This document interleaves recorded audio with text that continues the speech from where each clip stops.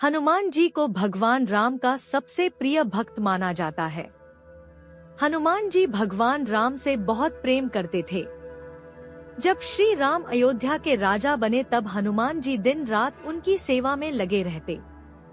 एक दिन की बात है, श्री राम जी के दरबार में एक सभा चल रही थी। उस सभा में सभी वरिष्ठ गुरु और देवतागण मौजूद थे। चर्चा का विषय था कि राम ज्यादा शक्तिशाली हैं या राम का नाम। सब लोग राम को अधिक शक्तिशाली बता रहे थे और नारद मुनि का कहना था कि राम नाम में ज्यादा ताकत है। नारद मुनि की बात कोई सुन ही नहीं रहा था। हनुमान जी इस चर्चा के दौरान चुपचाप बैठे हुए थे। जब सभा खत्म हुई तो नारद मुनि ने हनुमान जी से कहा कि ऋषि विश्वामित्र को छोड़कर वो सब ऋषि मुनियों को नमस्कार करें। हनुमान जी ने पूछा, ऋषि विश्वामित्र को नमस्कार क्यों न करूं? नारद मुनि ने जवाब दिया, वो पहले राजा हुआ करते थे, इसलिए उन्हें ऋषियों में मत गिनो। नारद जी के कहने पर हनुमान जी ने ऐसा ही किया। हनुमान जी सबको नमस्कार कर चुके थे और उन्होंने विश्वामित्र को नमस्कार नहीं किया। इस बात पर ऋषि विश्वामित्र क्रोधित हो गए और उन्होंने राम से कहा कि इस गलती के लिए हनुमान को मौत की सजा दें। श्री राम अपने गुरु विश्वामित्र का आदेश नहीं टाल सकते थे, इसलिए उन्होंने हनुमान को मारने का निश्चय कर लिया। हनुमान जी ने नारद मुनि से इस संकट का समाधान पूछा। नारद ने कहा, आप बेफिक्र होकर राम नाम का जाप करना शुरू करें। हनुमान जी ने ऐसा ही किया। वो आराम से बैठकर राम नाम का जाप करने लगे। श्री राम ने उन पर अपना धनुष बाण तान दिया। साधारण तीर हनुमान जी का बाल भी बांका न कर सके।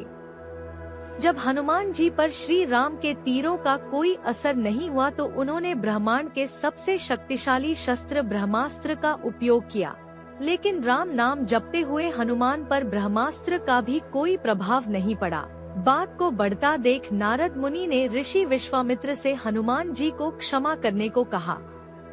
तब जाकर विश्वामित्र ने हनुमान जी को क्षमा किया। माता सीता के जन्म को लेकर कई कहानियां प्रचलित हैं। कोई कुछ कहानी सुनता है तो कोई कुछ, इसलिए साफ साफ कहना मुश्किल है कि सीता की माता कौन थी। सीता के जन्म से जुड़ी हम ऐसी ही एक प्रचलित कहानी सुना रहे हैं। एक बार लंकापति रावण के तप से खुश होकर भगवान ब्रह्मा उसे वरदान मांगने को कहते हैं। रावण उनसे अमर होने का वरदान मांगता है। ब्रह्मा जी उसे अमर होने के अलावा कोई दूसरा वरदान मांगने को कहते हैं। रावण वरदान में मांगता है कि मुझे सुर, असुर, पिशाच, नाग, किन्नर या अप्सरा कोई भी न मार सके। रावण मनुष्य द्वारा न मारे जाने के बारे में नहीं बोलता है, क्योंकि वह मनुष्य को तिनके के समान समझता था। वरदान पाने के बाद रावण हर तरफ तबाही मचाना शुरू कर देता है। एक दिन वह दंडकारण्य नामक जगह पहुंचता है, जहां ऋषि मुनियों का निवास था। रावण को ऋषि मुनियों को मारना उचित नहीं लगा, लेकिन वो उन ऋषि मुनियों के रक्त को एक कमंडल में भर कर साथ ले जाता है। वह कमंडल गृत्समद ऋषि का था, जो पुत्री की लालसा में माता लक्ष्मी से प्रार्थना करते थे कि वह उनके घर पुत्री के रूप में जन्म ले। इसके लिए गृत्समद ऋषि रोजाना पूजा पाठ के दौरान पवित्र मंत्र पढ़कर दूध की कुछ बूंदें कमंडल में डाला करते थे, जिसमें रावण रक्त भरकर अपने साथ ले गया था। रावण कमंडल को लंका ले गया और वह पहुंचकर कमंडल अपनी पत्नी मंदोदरी को देकर कहता है, यह विषैले रक्त से भरा है, इसे संभाल कर रखना और किसी को मत देना। कुछ दिन बाद विहार के लिए रावण किसी पर्वत पर चला जाता है। मंदोदरी को इस तरह रावण का जाना अच्छा नहीं लगता है। वो मृत्यु प्राप्त करने के लिए कमंडल में भरे विष का पान कर लेती है। कमंडल के रक्त को पीने के कुछ समय बाद मंदोदरी गर्भवती हो जाती है। गर्भवती होने के बाद मंदोदरी घबरा जाती है कि महल में मौजूद अन्य लोग उसके बारे में क्या सोचेंगे। फिर मंदोदरी तीर्थ यात्रा का नाम लेकर कुरुक्षेत्र चली जाती है। वहाँ मंदोदरी एक बच्ची को जन्म देती है। लेकिन लोकलाज के चलते वो उसे एक कलश में रखकर जमीन में दफना देती है। कुछ दिनों बाद राजा जनक भी कुरुक्षेत्र जाते हैं।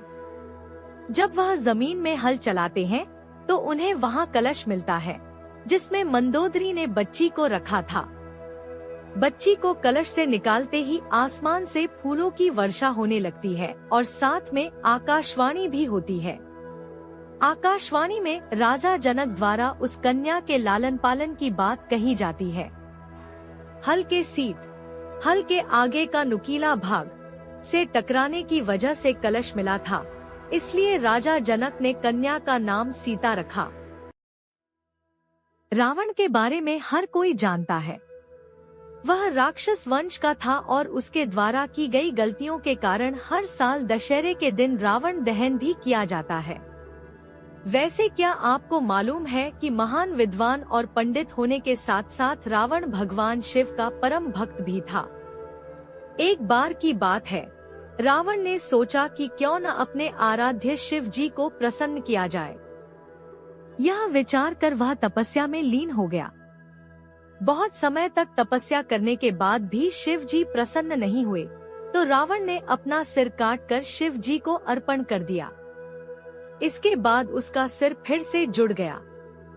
इसके बाद उसने फिर से अपना सिर काट दिया, लेकिन उसका सिर फिर से जुड़ गया।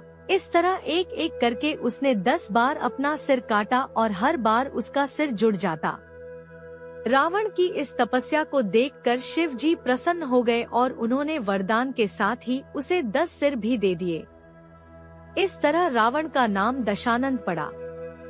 रावण के 10 सिर होने को लेकर इस कहानी के साथ साथ कई अन्य कहानियां भी प्रचलित हैं।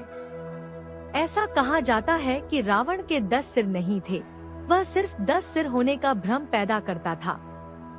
वहीं कुछ का यह भी मानना है कि रावण 6 दर्शन और 4 वेदों को जानने वाला था, इसीलिए उसे दशकंठी भी कहा जाता था। शायद इस कारण से भी उसे दशानन कहा जाता था।